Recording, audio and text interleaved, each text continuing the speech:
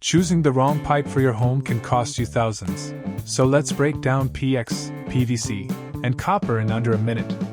PEX is a flexible plastic pipe used for water supply. It's easy to install, budget-friendly, and resistant to corrosion. It's great for both hot and cold water, but it can handle direct sunlight.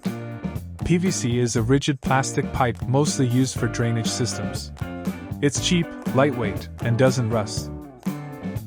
But it's not suitable for hot water and can crack under pressure or extreme cold. Copper is the traditional option. It's strong, long-lasting, and handles high temperature and pressure with no problem. But it's expensive and harder to install. So here's the quick answer. Use PEX for indoor water supply.